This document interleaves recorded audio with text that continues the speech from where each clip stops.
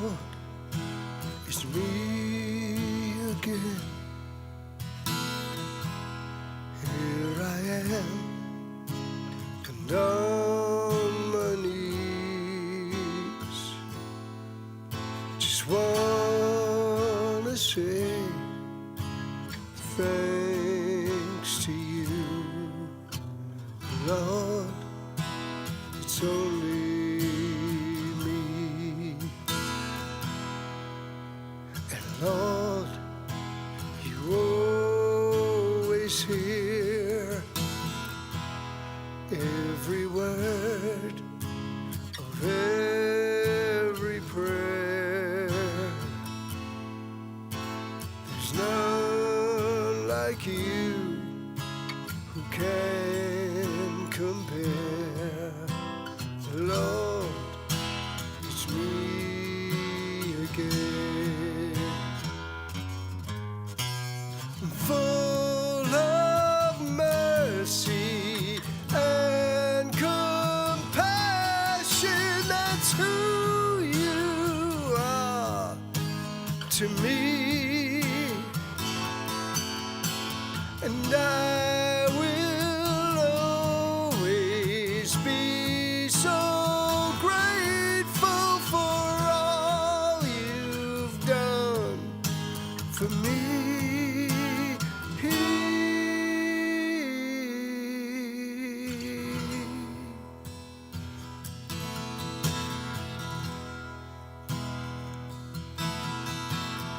Lord, it's me again. Had to say it just one more time. For all you are, for all you do, Lord, it's me again, and full of mercy and compassion. That's who you are to me, and I will always be so grateful for all you've done for me.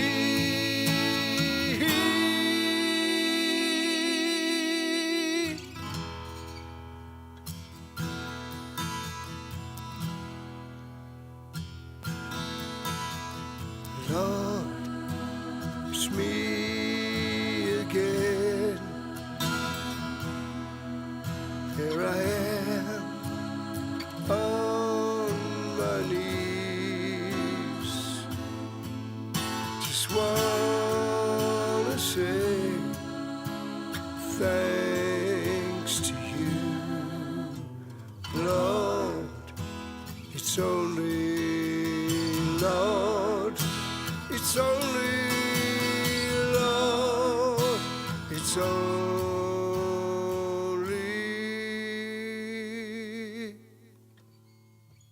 me.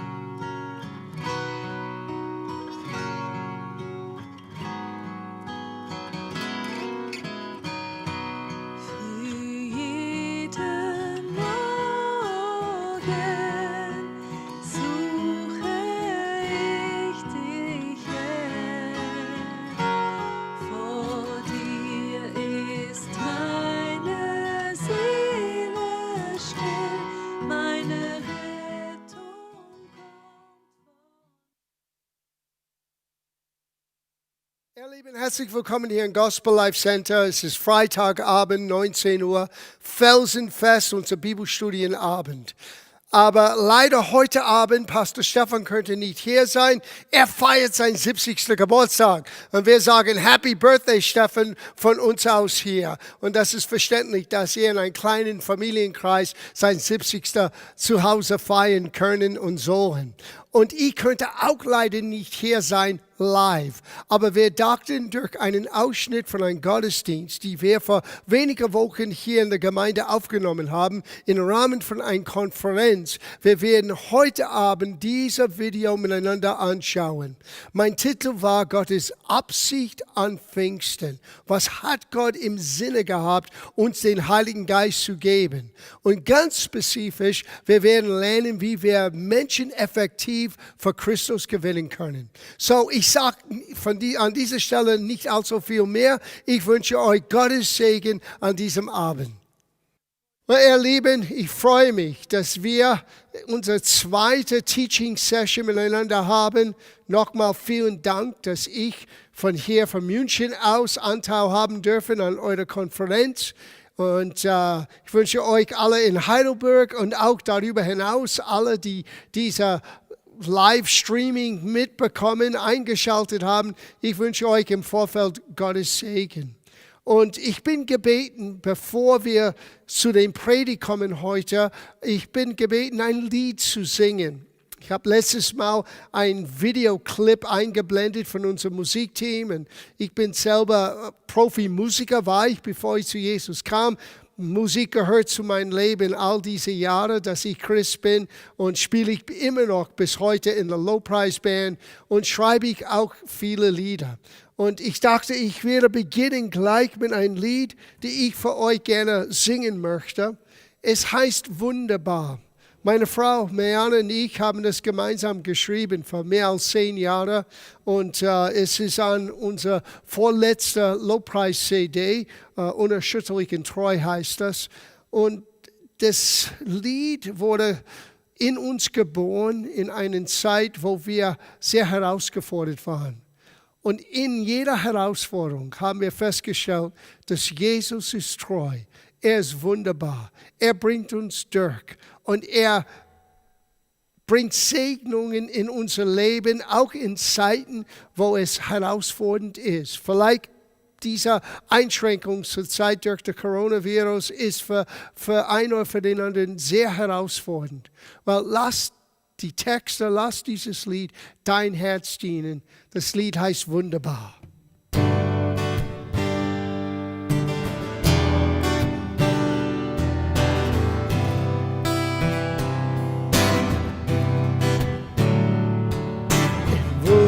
Wunderbar, treu und wahr, in tiefster Not, immer da.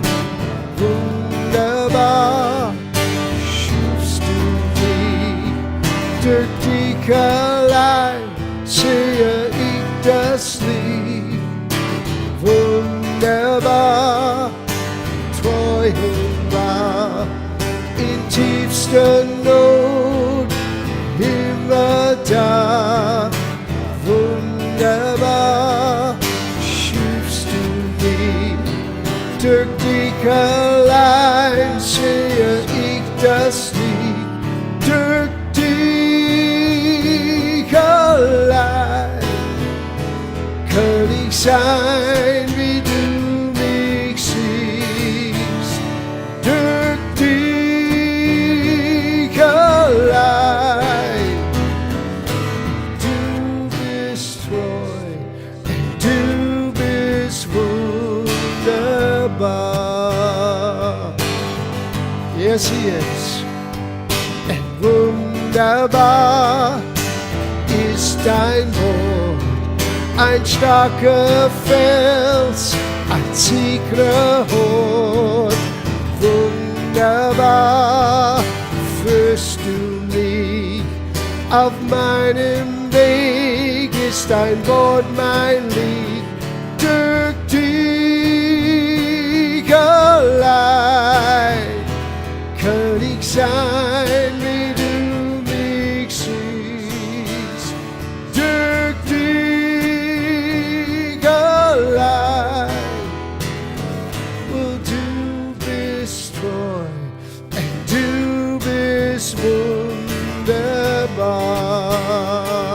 durch dich allein, durch dich allein kann ich sein, wie du mich siehst. Durch dich allein. Du bist treu und du bist wunderbar.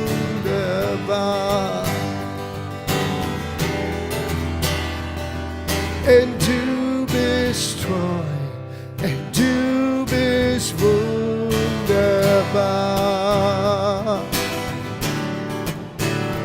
Du bist wunderbar. Du bist treu und wahr. Du bist immer da. Und du bist treu. Und du bist wunderbar.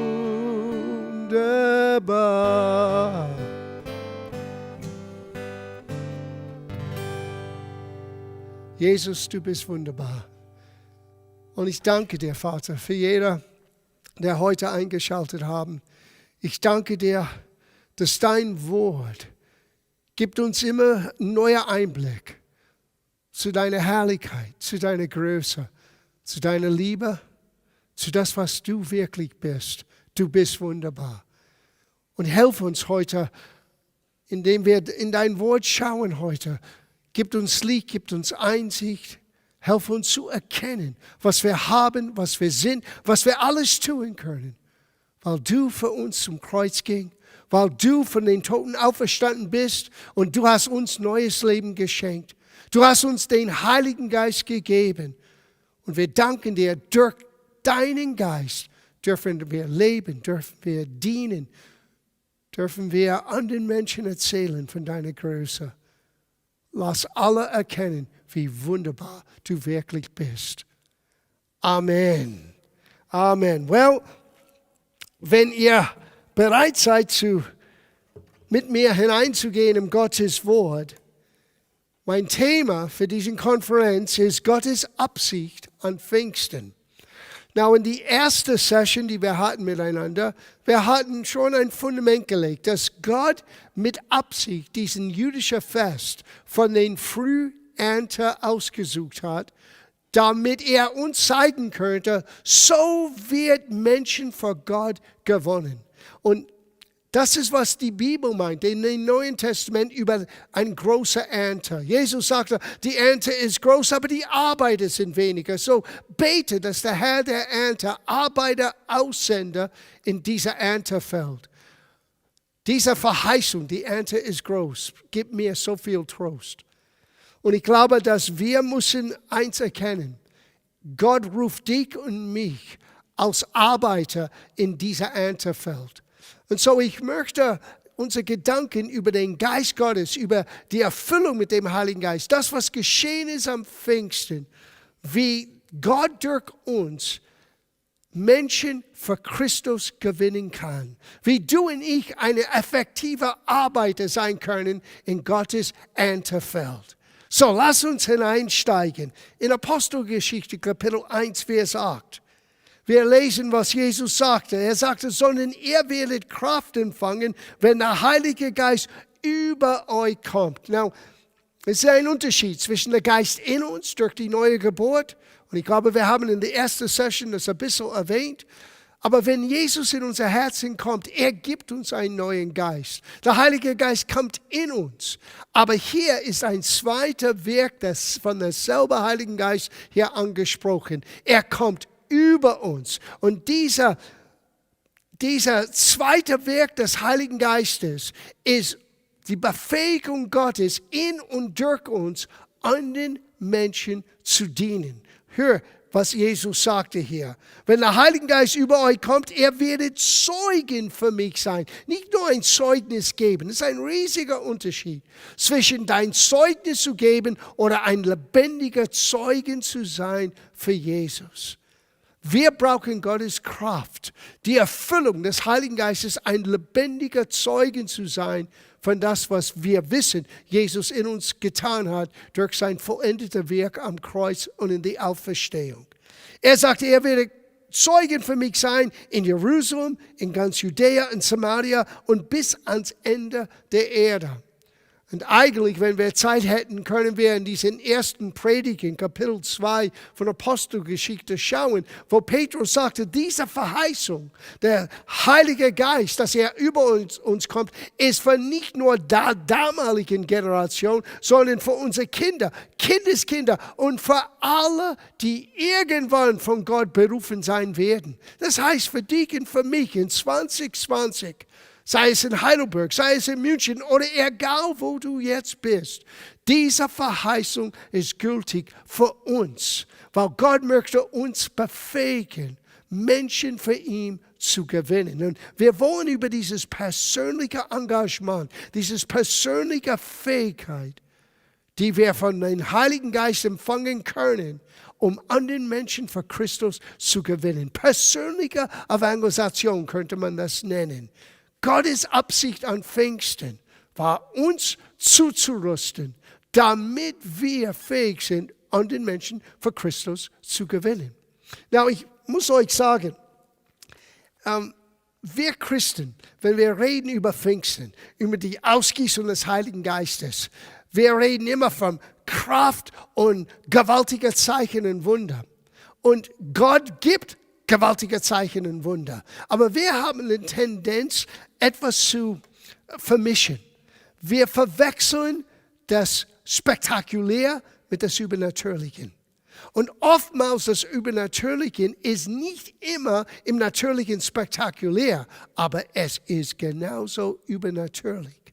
Und ich möchte, dass ihr seht etwas über Jesus, was in Apostelgeschichte Kapitel 10 geschrieben worden ist, was der Geist Gottes in sein Leben bewirkte, weil er ist derselbe Heilige Geist, der in uns kommt, wenn wir sagen, Jesus sei du der Herr meines Lebens, und derselbe Heilige Geist, der auf uns kommt, wenn wir getauft sind im Heiligen Geist, wenn wir die Fülle des Heiligen Geistes erlebt haben, wenn wir eine persönliche Pfingsten erleben können, wenn ich das so sagen darf. Apostelgeschichte Kapitel 10, Vers 38. Jesus von Nazareth, wie Gott ihn mit dem Heiligen Geist und Kraft gesaugt hat, welche umherzog, indem er wohltat. Auf Englisch es heißt, he did good. Er hat Gutes getan. Und alle geheilt, die vom Teufel überwältigt waren, denn Gott war mit ihm. Well, Gott ist mit uns. Und es ist dieselbe Absicht Gottes. Yes, Heilung gehört zu uns Christen. Und wir dürfen für Menschen beten. Wir dürfen erwarten, dass es dasselbe Wille Gottes ist, dass Menschen werden geheilt, wie Jesus das erlebte. Aber ich möchte über die erste Aussage heute ein bisschen mehr konzentrieren. Weil über die Fähigkeit Gottes, große Wunder und Zeichen zu tun, ich glaube, die wenigsten Christen haben Zweifel, dass Gott das tun kann. Ob er das immer wieder tut oder nicht, das ist etwas anderes. Aber ich kann euch sagen, Gott möchte Großes tun, weil es ein großer Gott ist. Aber oftmals, wir schränken Gott ein, weil wir schauen nur nach das Spektakulär und das, was Jesus getan hat, lassen wir außer Acht. Er hat Gutes getan. Er hat Wohltaten getan. Und ihr Lieben, manchmal, wir schränken dieser Kraft Gottes in unser Leben ein, weil wir geben den Geist Gottes nicht Raum für die Kleinigkeiten im Leben, die einen großen Tür öffnen kann, für das Herz von jemandem zu gewinnen, damit sie zu Jesus kommen können. Und wir müssen das verstehen. Wir sind berufen, Botschafter Christi zu sein. Lass uns das anschauen. Es ist 2. Korintherbrief. Es heißt in Kapitel 5, Vers 17. Es heißt, ist jemand in Christus? Er ist ein neuer Kreator. Du bist ein neuer Mensch. Völlig neu. Warum? Der Geist Gottes ist in dir hineingekommen. Das Alte ist vergangen. Siehe, das Alte ist vergangen und alles neu. Es ist jetzt alles neu geworden. Das alles aber von Gott, der uns durch Christus mit sich selbst versöhnt und uns den Dienst der Versöhnung gegeben hat. Und deswegen wollte ich dorthin steuern. Du hast einen Dienst der Versöhnung. Das war nicht nur für Paulus. Es ist für jeder Mensch, der Jesus Christus in seinem Herzen empfangen hat. Wir haben einen Auftrag bekommen. Wir sind jetzt Kinder Gottes genannt. Gott hat uns nicht nur Vergebung zugesprochen, wir sind jetzt Kinder Gottes. Wir sind Königskinder geworden. Und wir haben eine richtige Stellung vor Gott. Das nennt die Bibel Gerechtigkeit. Wir können vor Gott stehen, als ob wir nie etwas Falsches getan haben. Wegen unserer Werke? Nein, wegen des Opfer Christi. Und deswegen heißt es hier von Paulus, Gott hat uns etwas anvertraut. Ein Dienst der Versöhnung. Na, was ist das? Wir lesen weiter. Weil nämlich Gott in Christus war und die Welt mit sich selbst versöhnte, indem er ihnen ihre Sünden nicht zurechnete. Wow. Sieh, unser falsches Benehmen, das, was wir falsch tun, das was nicht Gottes Wille entspricht, das ist nicht unser Problem mehr. Das einzige Problem ist, glauben wir wirklich, dass Jesus der Sohn Gottes ist? Glauben wir, dass er zum Kreuz ging, nicht allgemein für jemand anderen, sondern für mich? Dass Gott die Welt so sehr geliebt, jeder einzelne Mensch kennt, liebt und einen Preis bezahlt hat, damit wir neues Leben haben können? Es heißt ja, die ganze Schuld der Welt hat Gott nicht auf uns gelegt. Wir haben nicht unsere gerechte Strafe bekommen. Nein, er hat es auf seinen Sohn gelegt. Jesus litt mit unseren Leiden. Er ist stellvertretend zum Kreuz gegangen. Und jetzt, es heißt, er legte in uns etwas. Ich lese es nochmal. Und in uns legt er diese Botschaft der Versöhnung. Es liegt in dir. Du bist ein Botschafter Christi. Und ob du das wusstest oder nicht. Und manchmal Christen, wir sind ein bisschen scheu. Wir denken weniger von uns selber, als was Gott in uns hineingelegt hat und was er in uns sieht. Es gibt so viel Potenzial in dir, die Menschen um dich herum zu erreichen, zu gewinnen, zu verändern. Durch Gottes Liebe, durch Gottes Kraft, durch den Heiligen Geist. Der Geist Gottes wird auf uns kommen. Das war der Absicht Gottes an Pfingsten. Dass wir werden befähigt sein, diesen Dienst der Versöhnung, die in uns hineingelegt ist, auszuleben.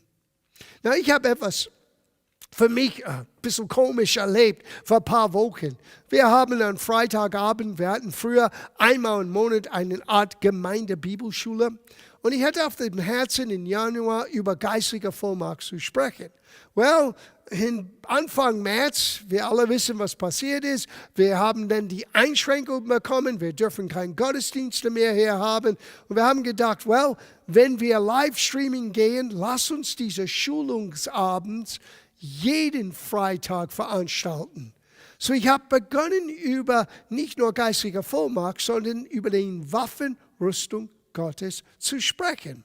Und ich möchte, dass wir das anschauen ganz kurz, weil für mich das war eine Überraschung. Als ich jeder einzelne Bestandteil von dieser Waffenrüstung Gottes anschaute, ich merkte, dass der zweite hat mich selber überrascht, obwohl ich intellektuell, ich wusste, dass es da war. Das war für mich nichts Neues, aber die Bedeutung von was hier uns gesagt worden ist und dass es eine Waffe ist, war für mich plötzlich in einem neuen Licht. Lass mich das hier lesen. Epheserbrief Kapitel 6, Vers 11. Zieht die ganze Waffenrüstung Gottes an, nicht nur ein Teil, das Ganze, damit ihr den Kunstgriffen des Teufels gegenüber standzuhalten vermöget. So sieht nun eure Lenden umgürtet mit Wahrheit und angetan mit der Panzer der Gerechtigkeit. Now schau das dritte an. Die Füße gestiefelt mit der Bereitwilligkeit, die frohe Botschaft des Friedens zu verkündigen. Als ich das in der Vorbereitung anschaute, ich dachte zum ersten Mal, die Bereitschaft, jemand anderen zu erzählen von Jesus, gehört zu unserer geistlichen Zurüstung. Lass das hineinsinken. Wenn wir scheu sind, wenn wir denken, das ist für die Evangelisten. No. Gott legte in dir, weil du ein Kind Gottes bist, diese Botschaft der Versöhnung. Es ist in uns alle. Es gibt ein Amt, ein Dienst der Evangelist. Und Gott ruft Menschen zu diesem Dienst. Und die verkündigen manchmal zu Hunderte, Tausende von Menschen. Halleluja. Aber jeder Einzelne von uns ist berufen, eine Botschafter Christi zu sein. Dieses Dienst der Versöhnung ist in uns und Gott gab uns seine Kraft, den Erfüllung mit dem Heiligen Geist, uns zu befähigen, wie Jesus, überall hinzugehen und zuerst Gutes zu tun und Menschen Heilung zu bringen. Und Heilung kommt in viele unterschiedliche Wege. Nicht nur körperliche Heilung, manchmal gedankliche Heilung. Manchmal jemands Seele ist so kaputt. Menschen sind bedrückt, Menschen sind deprimiert, Menschen haben keine Hoffnung. Und wir sind berufen, eine Veränderung in dieser Welt hervorzubringen. Und wir sind nicht nur berufen, wir sind zugerüstet. Und ein Teil von dieser Waffenrüstung Gottes ist, was du bereit bist zu tun. Er hat gesagt, die Stiefel geben uns die Fähigkeit, überall hinzugehen, auch auf steiniger Boden, die normalerweise ohne Stiefel deine Füße wehtun würden. Aber wenn du zugerüstet bist mit dieser Waffenrüstung Gottes, kannst du Menschen über die Güter Gottes mit Gottes Kraft erzählen. Und das war für mich in einem total neuen Licht. Wow, Gott hat uns als Teil von dieser Waffenrüstung Gottes, dieser Stiefel der Bereitschaft, an den Menschen zu erzählen, wie wunderbar Jesus ist. Und ich musste so viel Neues lernen in meinem Leben. Ich glaube, wir hören nie auf zu lernen. Ich bin inzwischen jetzt 66 Jahre jung, 66 Jahre alt geworden. Ich habe mit 22 Jesus ganz bewusst in mein Herzen eingeladen, in mein Leben eingeladen. Und jetzt, es ist fast 44 Jahren, dass ich mit Jesus gehe. Und von diesen 44 Jahren bin ich 38 Jahre Pastor. Ich musste so viele Dinge immer neu sehen und das ist das Schönste bei das Evangelium. Das ist das Schönste bei Gottes Wort. Du kommst nie an einen Punkt, wo du weißt alles, du kennst alles. Paulus selber hat gesagt, ich kenne nicht alles. Wir sind ständig am Lernen. Und ich muss euch zugestehen, es gab eine Zeit in meinem Leben, wo ein bisschen von oben herab, junger Pastor, gewisser Erfolg habe ich erlebt. Ich reiste in Afrika, in Nordamerika, in Asien. Ich war überall und habe das Evangelium verkündigt. Und ich dachte immer, ja, mein Job ist zu verkündigen. Und ich werde nie vergessen, das war Mitte der 90er Jahren. Wir sind als Familie in Urlaub gefahren und es lag eine Bibel auf meinem Schreibtisch. Ein junger Mensch hat das dort vergessen. Und es war so klar für mich, der Geist Gottes sagt, nimm diese Bibel mit. Na, das war eine moderne Übersetzung. Das war eine Hoffnung für alle Übersetzung. Und damals war ich ein bisschen zu überheblich. Ja, ein Elberfelder oder Schlachter, ja, aber Hoffnung für alle, es ist sogar keine richtige Übersetzung, das ist eine Auslegung. Und der Geist Gottes hat mir einen Ruck gegeben. Nimm das mit. So, ich habe das mitgenommen. Wir sind an unser Ferienort, hier, ein Zielort gelandet. Und spät in der Nacht, war alleine, habe ich dieses Bibel rausgeholt. Und es war bestimmt ein junger Mensch, weil es war gemalt mit unterschiedlichen Farben. Vielleicht waren sie gelangweilig, als ich gepredigt habe damals. Und mein Augen ist etwas gefallen, was ich zu der damaligen Zeit nicht so gesehen habe. Es ist die Berufung der Apostel. Und in Markus Kapitel 1 hört wieder Hoffnung für alle diese Aussage hier zum Ausdruck gebracht hat. Es war für mich neu zu hören, es war notwendig für mich, weil es hat etwas begonnen in meinem Leben, was meine ganze Sichtweise verändert hat. Es heißt, es ist Markus Kapitel 1, Vers 17. Da forderte Jesus sie auf, kommt mit mir, ich will euch zeigen, wie ihr Menschen für Gott gewinnen könnt. Ich kenne das aus, ihr werdet nicht mehr Fischer sein, ihr werdet jetzt Menschenfischer sein. Weil die waren Fischer, die Menschen, die Jesus berufen hat, Petrus und seinen Kumpels. Aber dieser Ausdruck, ich werde euch zeigen, wie ihr Menschen für Gott gewinnen könnt. Dieses ganze Gedanken, Menschen gewinnen. Ich dachte, ich muss sie nur evangelisieren. Ich muss sie nur erzählen. Und dann müssen sie eine Entscheidung treffen. Ja, wir sagen auf Englisch, turn or burn. Steinbier. Ich habe mein Teil getan. Ich habe verkündigt. Und ich habe an dieser Schriftstelle begonnen zu sehen, wie einseitig und wie kleinkartiert ich habe das ganze Thema angeschaut. Es war wirklich überheblich. Ich verkündige das Evangelium. Ich habe mein Teil getan. No. Es ist nicht nur, was du sagst, es ist, wie du es sagst. Was ist deine Absicht? Sieh, bei Jesus, ich habe gemerkt ziemlich schnell, bei ihm war das völlig anders. In Lukas Kapitel 15, Vers 1, es heißt, und dann kamen alle Sünder und Zöllner zusammen, um von ihm zu hören. Und ich dachte, oh Gott, ich schreie, wenn ein paar Christen nicht am Sonntagmorgen in der Reihe sitzen. Und bei dir, es war nicht nur den Frommen, die nicht Frommen wollten zusammenkommen und von dir zu hören. Das war bestimmt etwas anderes. Well, Gott hat mich auf eine Reise gebracht, wo ich merkte, es hat zu tun mit, wie wir Menschen sehen und wie wir bereit sind, Menschen zu gewinnen. Und dazu brauche ich diese Kraft Gottes, Menschen zu gewinnen. Menschen uns auszustrecken nach Menschen, etwas Gutes zu tun, das sie nie verdient haben. Aber vergesst das nicht, du hast es auch nie verdient. Ich auch nicht. Was ist Gottes Gnade? Gottes unverdiente Gunst an uns und wie ich das so häufig sage, trotz uns. Ja, das ist Gottes Gnade. Gott liebt uns manchmal trotz uns. Und dann ruft er uns, genauso zu sein, genauso in dieser selben Haltung Menschen zu begegnen. Oftmals wir bemühen uns nur, in Frieden zu leben mit den Frommen, mit den Christen um uns herum. Jesus hat gesagt, geh in dieser Welt, sei ein Licht, du bist Salz, du bist Licht. Ich habe etwas in dir hineingelegt, ein Botschaft der Versöhnung, ein Dienst habe ich dir anvertraut. Du bist ein Arbeiter in meiner Erntefeld und die Ernte ist groß. Und es ist nicht nur, dass die Arbeiter sind weniger, es ist oftmals, dass die Arbeiter sehen es nicht, wie Gott es sieht. Das Erste, was Gott getan hat durch diese Kraft, durch die Erfüllung des Heiligen Geistes in und durch das Leben Jesu, ist, dass er Gutes getan hat. Wir wollen nur über den Heilungen und über den großen Sachen reden. Aber Jesus hat zuerst den Herzen von Menschen gewonnen. Deswegen kamen alle Zöllner und Sünder zusammen, um von ihm zu hören. Es strahlte von ihm aus. Das gab eine Echtheit von seinem Herzen. Ich sehe deine Situation. Ich sehe dein Herz.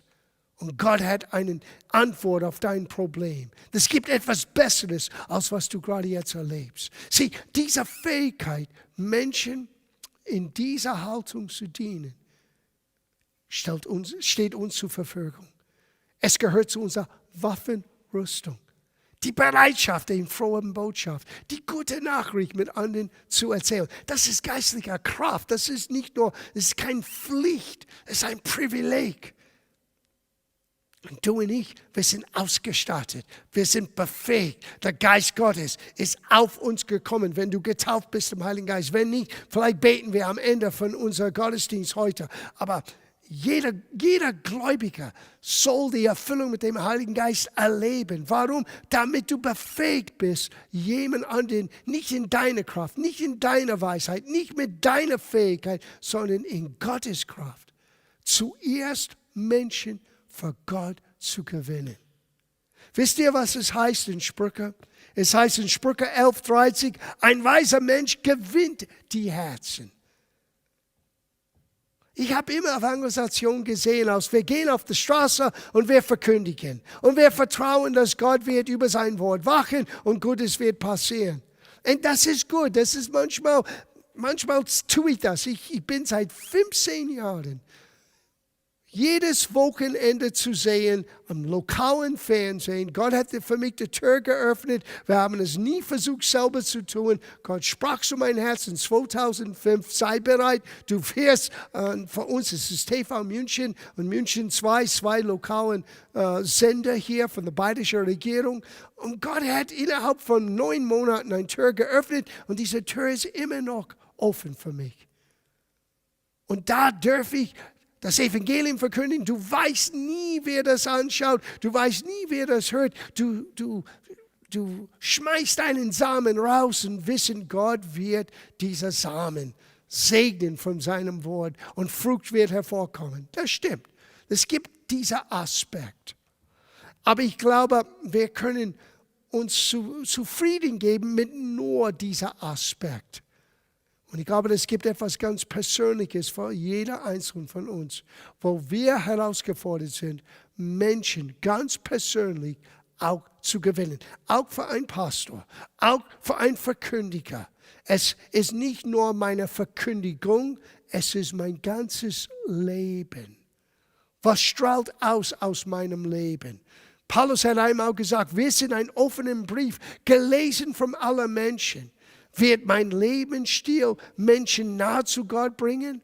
Oder wird mein vorgefestigte Meinung und mein Vorurteile und meine Härte und meine Besserwisserei, wird es mehr als Mauer sein für Menschen, dass sie nie zu Gott kommen können? Oh, Gott, hilf uns, dass wir nicht so sind. Ich möchte wie Jesus sein. Die Leute, die nicht bei Gott waren, wollten von ihm hören. Und ich weiß, es ist, weil er Herz gewonnen hat. Now, lass uns ein bisschen weitergehen in unsere Gedanken, weil ich merke, der Paulus hat das selber entdeckt, dieser große Apostel Gottes. Hör, was er sagte im Bereich von seinem persönlichen Engagement als Christ. Now, oftmals Menschen sind verwirrt, wenn die diese Passage lesen. Es ist in 1. Korintherbrief, Kapitel 9. Und Paulus redet hier nicht mit einer apostolischen Aufgabe, um Gemeindestrukturen herzulegen. Er redet von seinem persönlichen Leben als Christ. Und er fängt an, das ist Vers 19. Ich bin also frei von niemandem abhängig. Ich bin frei und von niemandem abhängig, Entschuldigung. Aber um möglichst viele für Christus zu gewinnen, da ist das. Genauso, was ich gelesen habe in der Hoffnung für alle, habe ich hier wieder entdeckt. Und jetzt lese ich das aus der Schlachtübersetzung. Damit ich Menschen für Christus gewinnen könnte. Folge mir nach, ich werde dir beibringen, wie du Menschen für Christus, für Gott gewinnen könnt. Und hier war das. Damit ich viele für Christus zu gewinnen können, habe ich mich zum Sklaven aller Menschen gemacht. Eine andere Übersetzung sagt, zu Diener. Now, ich muss etwas hier nochmal lesen. Ich bin also frei und von keinem abhängig. Sieh, bis du wirklich verstehst, dass du frei bist, dass Christus hat dich freigesetzt, wirst du immer mit Menschenfurcht und Scheu immer dein Image aufrechterhalten. Das habe ich auf der harten Tor gelernt in meinem Leben. Es gab eine Zeit, wo Gott zu meinem Herz gesprochen hat, genau zur selben Zeit. Gott war am Aufwühlen in mir, etwas Neues hervorzubringen. Er sagte, ich möchte, dass du wieder deine Gitarre nimmst und ich möchte, dass du wieder Menschen erzählst durch deine Musik, was ich für dich getan habe. Und ich dachte, das kann ich nicht tun. Bevor ich zu Jesus kam in den 70er Jahren, ich spielte in einer Heavy-Metal-Band. In Hollywood. Du kennst das aus Hollywood, aber wenn du einmal dort gelebt hast, ist es Hollywood. Ich lebte in Hollywood, ich habe alle Big Clubs auf der Sunset Strip gespielt, a Whiskey, a Go-Go. All das habe ich erlebt. Und jetzt Gott sagt, nimm meine Gitarre und schreibe und spiele. Und das kann ich nicht tun. Mein erster Gedanke war, was wird meine Kollegin sagen? An den Pastoren. Ich bin jetzt der große Glaubensprediger. Hallo? Ich reise hier und dort und überall. Das kann ich nicht tun. Und ich sage euch, ich haderte mit Gott sehr lange über diesen Punkt. Und es war nicht, dass ich Gottes Anweisungen in Frage gestellt habe. Es war mehr Angst vor mein Ansehen. Bis ich merkte, was Paulus sagte, wenn du frei bist von allem, nur dann bist du fähig, ein Diener, ein Sklave zu sein für alle Menschen. Now schau, wie weit Paulus ging, um seine Bemühungen, Menschen für Christus zu gewinnen. Wir lesen hier weiter. Damit ich die Juden für Christus gewinne, lebe ich wie ein Jude. Das ist ein Widerspruch. Die Juden haben ihm überall Probleme geschafft. Und trotzdem, Paulus versuchte, den Juden zu gewinnen, indem er lebte wie ein Jude. No, er lebte nicht unter dem Gesetz. Er geht weiter, er sagt es sogar. Und wo man religiöse Vorschriften genau befolgt, lebe ich auch danach, obwohl sie für mich keine Gültigkeit mehr haben. Denn ich möchte auch diese Leute gewinnen. Du denkst, wait a minute, Gesetzlichkeit? Paulus, du hast uns geschrieben, wir dürfen nicht mehr unter das Gesetz kommen. Das stimmt, das ist seine Anweisung an die Gemeinde. Aber in seinem persönlichen Engagement als Nachfolger Christi, er wollte Menschen für Christus gewinnen. Und er hatte sich zum Diener, zum Sklaven gemacht. In anderen Worten, er hat den Menschen nicht von oben herab beobachtet und gerichtet. Er ist auf Augenebene gekommen. Er ist auf Ebene gekommen und er hat sie gewonnen. Er hat verstanden, wie sie lebten, wo Gesetzlichkeit so eng war. Und er hat dann doch einige einen besseren Weg gezeigt. Er wollte nur eines, Menschen für Christus gewinnen. Aber bevor du jemanden gewinnen kannst, du brauchst die Kraft Gottes, um Menschen zuerst ihr Vertrauen zu gewinnen, ihr Herz zu gewinnen. Werden sie hören, was du zu sagen hast? Ich werde nie vergessen, wir haben ein Konzert einmal gemacht in Tulane, in Island. Und es war ein ziemlich heftiger Nachtlokal, wo wir gespielt haben. Die Band, der vor uns hineinging, die war nicht so gut. Und die Türsteher haben sie buchstäblich rausgeschmissen auf der Straße, weil die waren nicht so gut. Und da war ein Tisch und da saßen, man wusste, die sind der Besitzer von den Club und einige sind aus der russischen Mafia sehr verbunden. Und es war eine heikle Situation. Und gegen Mitternacht, wir sind auf die Bühne gegangen. Und jedes Lied hat für uns eine Geschichte erzählt. Und ich habe immer diese Geschichten, bevor wir das Lied gesungen haben, erzählt, was das Lied bedeutet. Und es hat immer zu tun mit unserem Glauben an Gott, was er in unser Leben bewirkte. Weil ich erinnere mich, dass wir waren fertig und die haben unsere Musik sehr gemacht. Und es war gegen 2 oder 3 Uhr in der Früh. Ich bin eingeladen mit den Bosses dort zu sitzen. Komm her, wir wollen dir einen Trink spenden. Komm, sitz mit uns. So, ich sitze dorthin und eine junge Dame sitzt neben mir und sie fängt an zu weinen. Ich sagte, warum weinst du? Sie sagte, meine Mutter ist Baptist und ich komme von irgendeinem Dorf weit weg in Russland.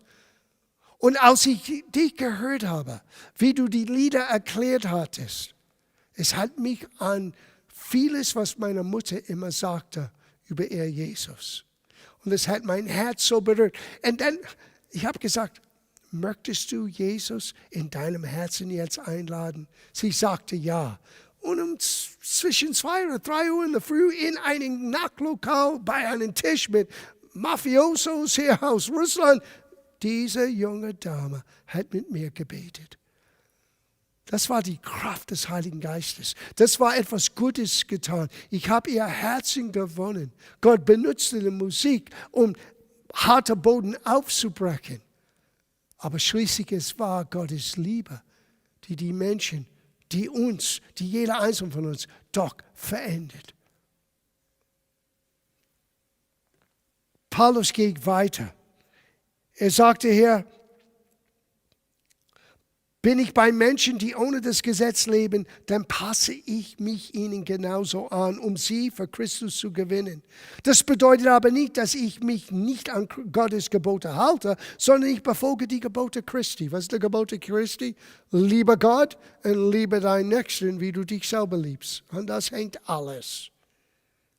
Wenn ich bei Menschen bin, deren Glauben noch schwach und unsicher ist, achte ich sorgfältig darauf, nicht ihnen zu schaden, nicht zu sagen, was sie alles falsch machen. Nein, Paulus hat sie aufgehoben. Paulus hat gesagt, hey, ich verstehe, wie schwer es sein kann. Aber hey, ich habe einmal gebetet und hier hat Gott mir geholfen. Hört, was er sagte. Ich versuche ihnen nicht zu schaden, wer es auch sei, ich stelle mich ihm gleich. Was für ein Hammer. Ich stelle ihm gleich, um auf jede erdenkliche Weise wenigstens einige Menschen für Gott zu gewinnen, um Menschen zu retten.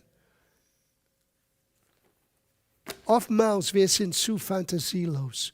Oftmals wir sind nur in unserer Kirchenvorstellung, wie es sein muss. Ich weiß, vor fast 30 Jahren jetzt, meine Frau ist Schauspielerin, war sie, bevor sie zu Jesus kam.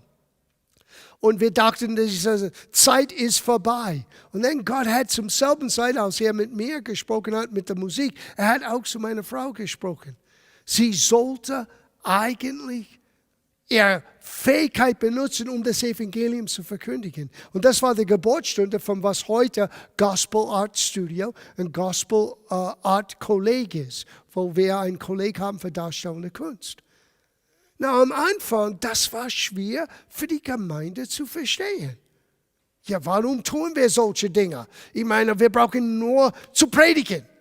No, es braucht mehr als nur zu predigen. Mit jeder erdenklichen Art und Weise. Ich stelle mich alle Menschen gleich.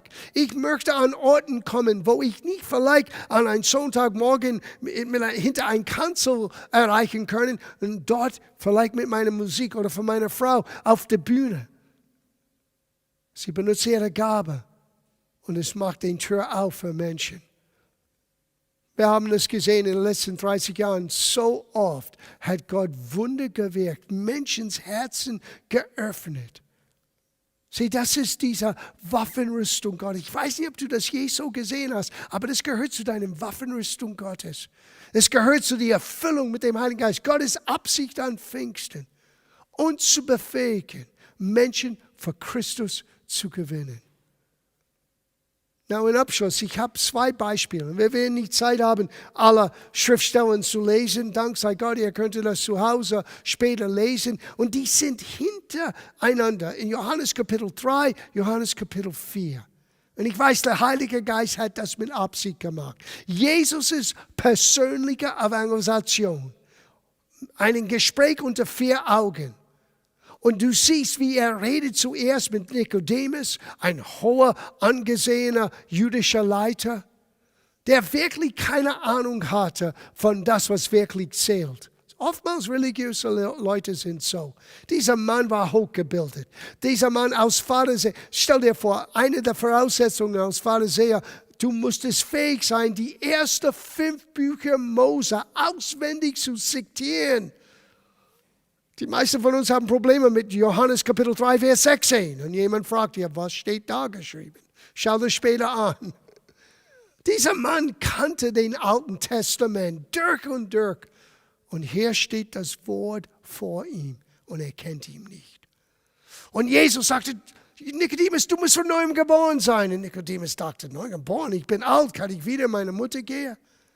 Und immer wieder, Jesus versuchte ihm zu helfen, zu sehen, was das Wesentliche ist. Und er hat es nicht begriffen. Endlich, du kannst es lesen. Jesus sagte, du bist ein Lehrer Israels und du kennst diese Dinge nicht. Na, warum war Jesus so verwundert? Weil alles, was er erzählte, könntest du lesen in dem Alten Testament. Hesekiel hat erklärt, wie Gott uns einen neuen Geist geben würde, mit frisches Wasser uns reinigen. Aber er hat es nicht begriffen, was es bedeutet, von neuem geboren zu sein, ein neues Herz zu bekommen, einen neuen Geist zu empfangen. Ziemlich frustrierend für Jesus. Und dann hat er an etwas gestoßen. Sieh, das ist die übernatürliche Fähigkeit Gottes durch den Heiligen Geist. Er sagte zu Nikodemus, und gleich wie Mose den Schlange auf den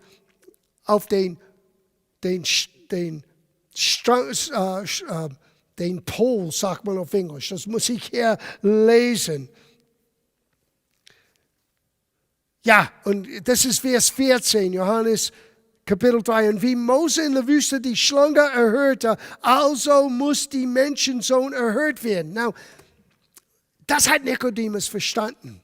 Die Geschichte war, Israel hat gesündigt. Schlangen sind durch das Volk gegangen und über 3000 Menschen sind gestorben. Und Gott sagte zu Mose, als Mose betete für den Menschen, nimmt einen Stab und stell einen Schlange auf diesen Stab. Sie ist symbolisch von Jesus. Du sagst eine Schlange? Ja, weil am Kreuz ist er mit deinen und meinen Schuld gestorben. Was für ein Bild. Kein Lamm, sondern eine Schlange. Und jeder, der auf diesen Schlange schaute, wurde gerettet, wurde geheilt. Now, wir hören, wie Mose dieses Schlange erhörte. Wenn wir denken an Jesus erhören, wir denken an Lobpreis. Aber das ist nicht wie Nikodemus das hörte. Nikodemus wusste von den alten testamentlichen Geschichten, wenn Gott ein Symbol wie eine Schlange auf einen Stab für den Menschen sichtbar gemacht hat. Und dieses Begriff erhört war damals Umgangssprache für Kreuzigung. Wenn ein Mensch wurde gekreuzigt, er wurde erhört, auf ein Holz gehängt und dort musste er sterben. Nikodemus hat das mit anderen Ohren gehört, als was wir lesen. Er hörte, gleich wie Mose diese Schlange hochgehalten habe, muss Jesus auf das Kreuz gehen, damit wir ein neues Leben haben können. Und der nächste Satz ist, weil Gott so sehr die Welt geliebt hat, dass er seinen eingeborenen Sohn gab, damit jeder, der an ihn glaubt, nicht verloren gehe, sondern ewiges Leben habe. Jesus hat einen Weg gefunden, es verständlich zu machen für Nikodemus, sein Herz zu gewinnen. Hat Nikodemus das empfangen? Ich glaube schon. Wer ist nach seinem Leichnam gekommen, nachdem er am Kreuz gestorben ist? Nikodemus. Und ich habe keinen biblischen Beweis, aber ich bin der Meinung, Nikodemus war in dieser Obergemach. Nikodemus war dort. Er hat gemerkt, mit diesem Jesus ist etwas anderes. Nächste Kapitel. Jesus ist in Samaria. Die sind nicht jüdisch. Die kennen das Alte Testament nicht. Und eigentlich, Jesus sagte, was du glaubst, verstehst du selber nicht. Und damals war es so umstritten zwischen den jüdischen Bevölkerung und den Leuten aus Samaria. Die hatten kein Geschäft miteinander zu tun. Und Jesus sagte, hey, er hat eine Dame, eine Frau dort begegnet. Er ist alleine, sie ist alleine dort. Und er sagte, gib mir etwas zu trinken. Und sie ist überrascht. Warum redest du mit mir? Und er sagte, wenn du wusstest, mit dem du gerade jetzt sprichst, du würdest mich fragen und ich würde dir lebendige Wasser geben. Now, wir hören lebendige Wasser in unserer Christianese, in unserer christlichen Art und Weise zu reden. Und wir denken, ja, yes, Halleluja, neues Leben. Ewig. Nein. Sie hat das nicht so gehört. Für einen damaligen Mensch, lebendiges Wasser in der Wüste heißt, er weiß, wo ein Fluss ist. Wir kommen jeden Tag hier zu einem Brunnen und wir holen stilles Wasser raus. Aber wenn er weiß, wo fließende Wasser, frisches Wasser ist, ich denke, ihr erster Gedanke ist, könnte ein Vermögen verdienen.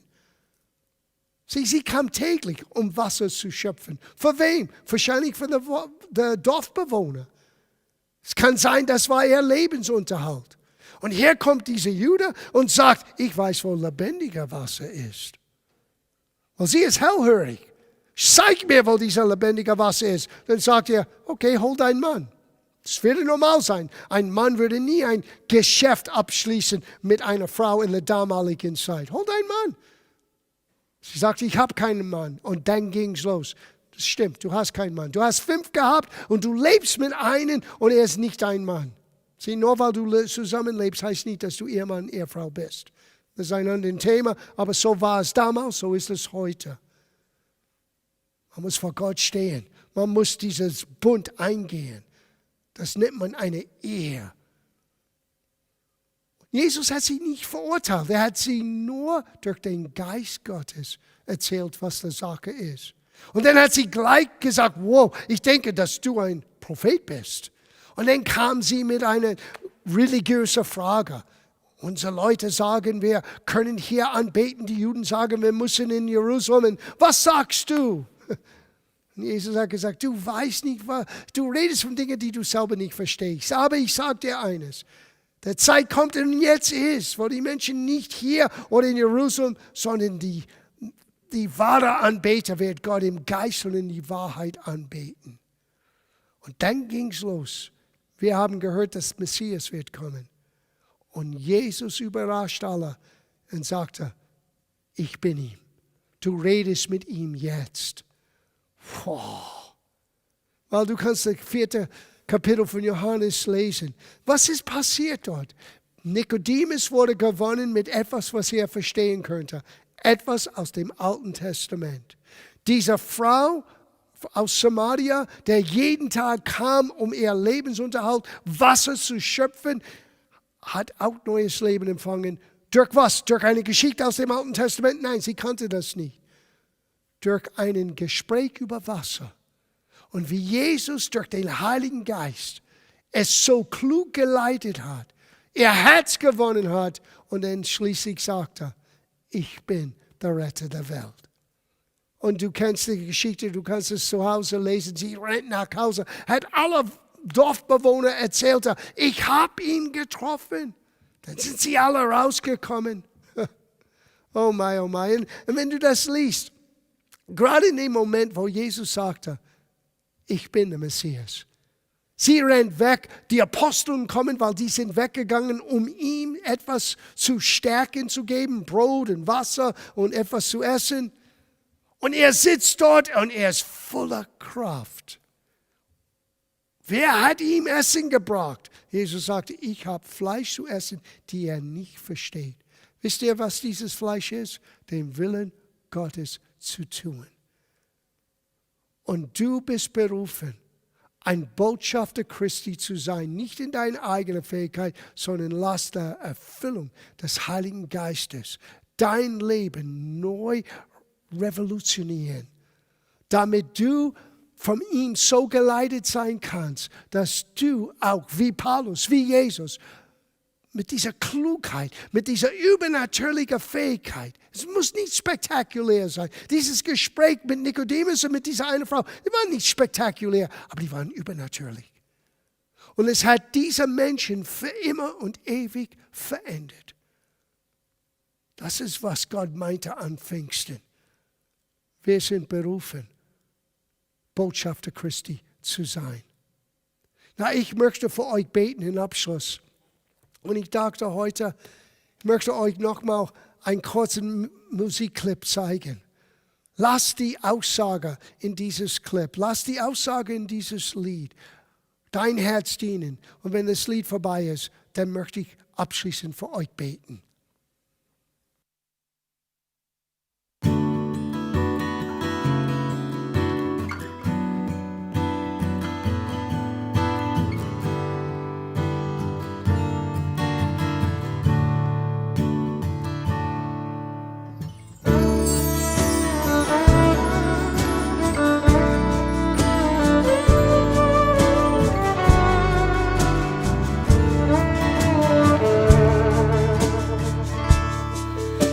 Vertraue dir, auch wenn ich nicht sehe, wie der Weg weitergeht.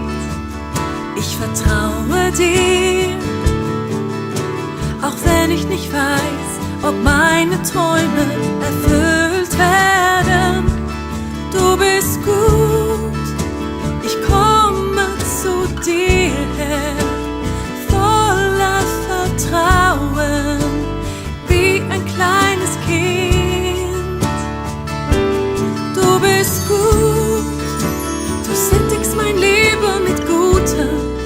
Ich vertraue auf dein Wort und ich gebe mich hin.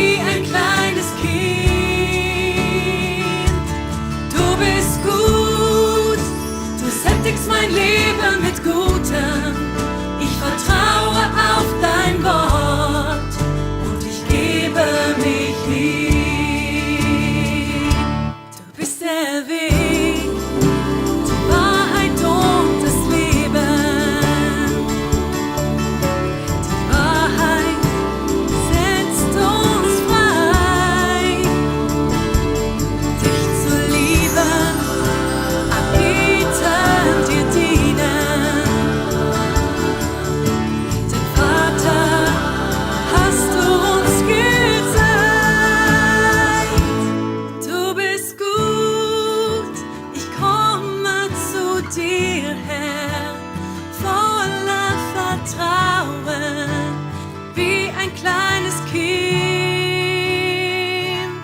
Du bist gut, du sättigst mein Leben mit Gutem.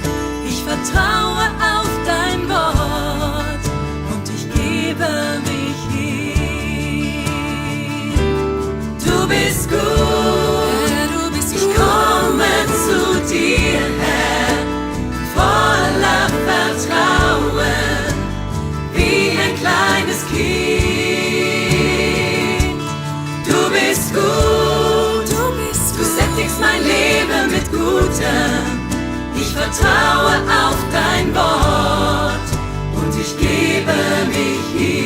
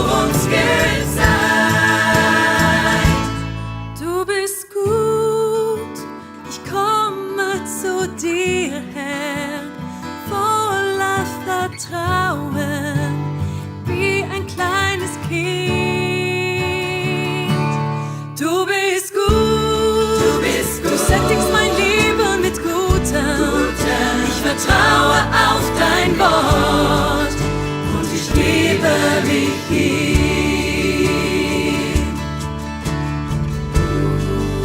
Und ich gebe mich hin.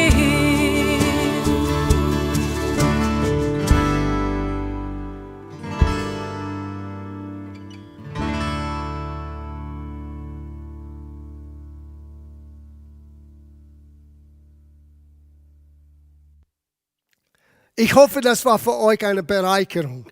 Und an dieser Stelle nur einige Ansagen. Vergesse nicht, Sonntagmorgen um 10:15 Uhr ist unser Gottesdienst letzte Woche. Falls ihr das nicht miterlebt habt, es ist auf unserem YouTube-Channel. Was für einen Gottesdienst in einem Autokino. Wir haben uns riesig gefreut. Schaut das an, falls ihr es noch nicht gesehen habt. Es war ein ganz besonderes Event. Aber Sonntagmorgen wieder hier um 10:15 Uhr unser Sonntag-Gottesdienst. Dienstagabend wie immer. Wir wollen Feuer Gottes empfangen. Catch the Fire, unsere Gebetsstunde. Und das fängt an um 19 Uhr. Und Pastor Stefan wird wieder hier sein, nächsten Freitagabend. Und diese Gedanken über die neue Schöpfung und die Gerechtigkeit Gottes, die wir jetzt empfangen haben, weiter mit uns vertiefen. Well, an dieser Stelle möchte ich auch sagen, vielen Dank für eure Geberfreudigkeit in der Gemeinde. Für alle, die treu und so ständig die Gemeinde unterstützt haben. Wir sind Gott so dankbar. Und wisset, Gott möchte durch deine Geberfreudigkeit ein Segen bereiten für viele, viele Menschen. Aber nicht nur das können wir Anteil an einem Segen haben. Wir können auch von Gott persönlich gesegnet sein. Jesus sagte, gebet, es wird euch zurückgegeben. Und wenn Gott uns zurückgibt, es kommt 30, 60, 100-fältig zurück. So mit das im Sinne, wenn du möchtest die Gemeinde unterstützen, wir blenden ein die unterschiedliche Informationen, wie du die Gemeinde unterstützen kannst, sei es mit PayPal, sei es mit Banküberweisung. Aber danke an dieser Stelle für eure Gaben, für eure Treue. Und an dieser Stelle, ich wünsche euch einen schönen Abend und wir sehen uns spätestens bei der nächsten Gottesdienst. Gute Nacht, ciao.